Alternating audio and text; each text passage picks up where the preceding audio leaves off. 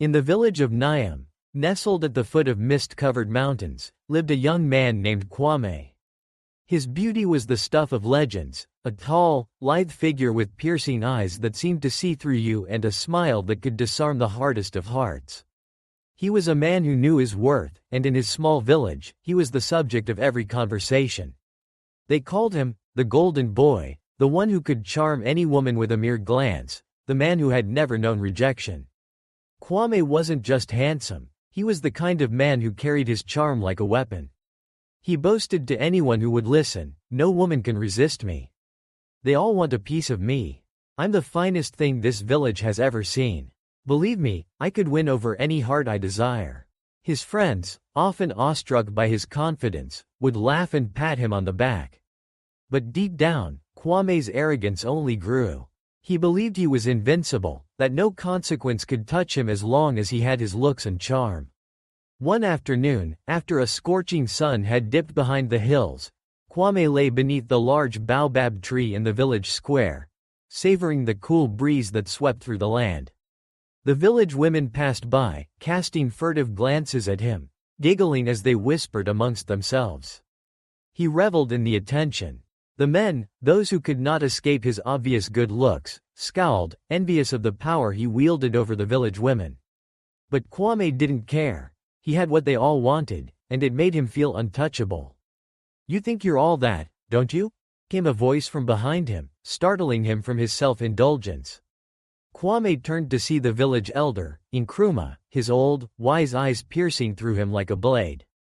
Nkrumah was a figure of reverence in Niam, a man whose wisdom was respected by all.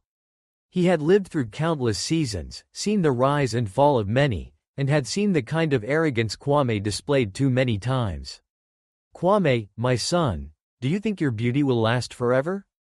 Beauty fades, but the soul endures," Nkrumah said, his voice deep and filled with years of knowledge. Quami smirked, dismissing the old man's words. "Nkrumah, you're just too old-fashioned. Beauty is power. And I've got it. You should see the way the women look at me. They can't resist me." "You speak as if beauty is the only thing that matters," Nkrumah replied, shaking his head. "You are a handsome boy, Quami, but you must learn the true meaning of love. It's not about conquest. It's about respect. And trust me, my son, one day, you'll learn this lesson." Quami laughed, brushing off the elder's concerns. "I'll learn what I want, Nkrumah. I don't need anyone's advice on how to live my life. I'm happy just the way I am." But as the days passed, an eerie stillness began to settle over the village.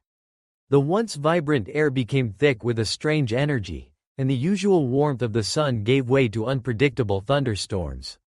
The villagers spoke in hushed tones, their faces drawn and fearful. There were whispers about a curse, a dark omen that had befallen Niam, something the village elders feared but did not fully understand. One evening, as Quami relaxed beneath the same baobab tree, thunder rumbled ominously in the distance. The sky grew black as nightfall approached, casting an unnatural darkness over the village. The winds picked up, and the temperature dropped sharply. The villagers, sensing something was amiss, gathered in the square, muttering superstitions about the bad omen. "A bad woman's curse has befallen us," one elder whispered, his eyes wide with fear. "This storm, this strange weather, it's a sign of something terrible." Quami, too arrogant to believe in such superstitions, laughed. "A storm? You're all just afraid of a little wind and rain.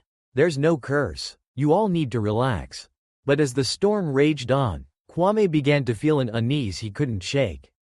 The air was electric, charged with an unseen force.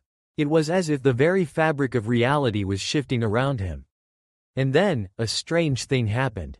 His vision blurred, and he felt a sharp pain in his chest, as though something heavy were pressing down on him. His heart raced, his breath shallow. The next morning, Quami awoke to find himself racked with fever. His body burned with heat, and he was too weak to even sit up. The villagers, concerned for him, tried everything they could to help, but nothing worked. His condition worsened, and his once proud body lay helpless, feverish, and broken. As he lay in bed, delirious with fever, his mind was consumed with visions. He saw the faces of the women he had wooed, used, and discarded. They floated before him, their eyes filled with sadness and hurt. He saw their pain, their sorrow, and his own cruelty reflected in their gazes. In the throes of his illness, Quami was forced to confront the consequences of his arrogance and selfishness. When he finally awoke, his body weak but his mind clear, Quami knew he had been given a chance. A chance to change. The fever, it seemed, had been a divine intervention, a wake-up call from the universe itself. The next day, he sought out Nkrumah, the elder who had warned him so many times before. "Nkrumah," Quami said, his voice humble, "I was wrong. I was arrogant and blind to the true meaning of love. I've seen the error of my ways. Please, help me, guide me." Nkrumah smiled, the kindness in his eyes reassuring. "Quami, it is never too late to change. True growth comes when we acknowledge our mistakes and learn from them. You have learned a hard lesson, but it is a lesson that will stay with you for the rest of your life. Now, my son, you must make amends." Quami nodded, his heart full of regret. He knew the path ahead would be difficult, but he was determined to walk it with humility and grace. He began to mend his relationships with the women he had hurt, apologizing and seeking their forgiveness. But his past was not so easily erased, and the scars of his arrogance remained, especially when he met Adra.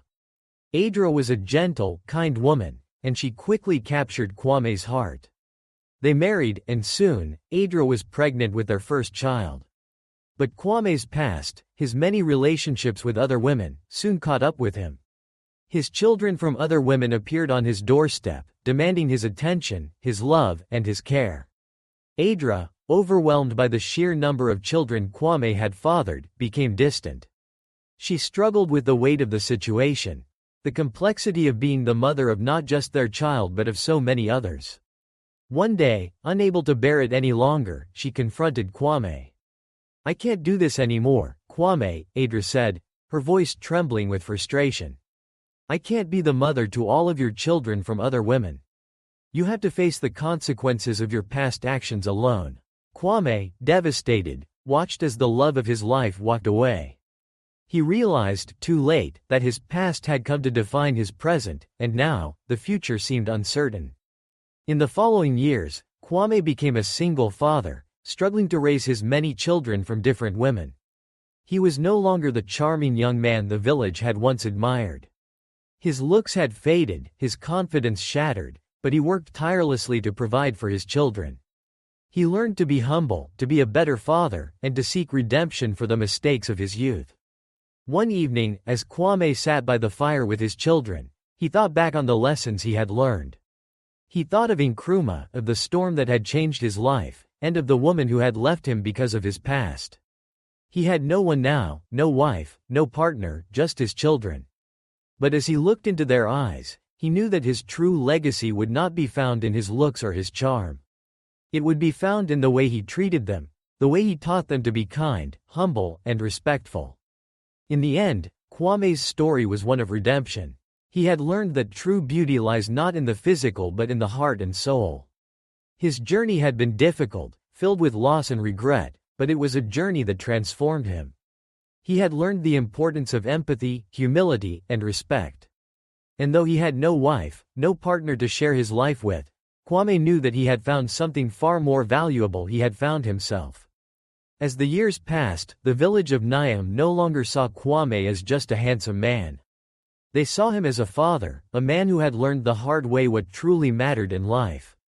His story became a lesson for others, a reminder that beauty fades, but character endures. And so, as the sun dipped below the horizon, Quami sat with his children, content in the knowledge that he had finally learned the greatest lesson of all. True strength comes from the way we treat others, not from how we look or what we possess.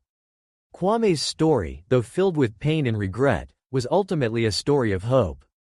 It showed that no matter how far we fall, redemption is always within reach for those who are willing to learn from their mistakes and strive to become better people. The journey may be long, and the lessons may be hard, but it is never too late to change.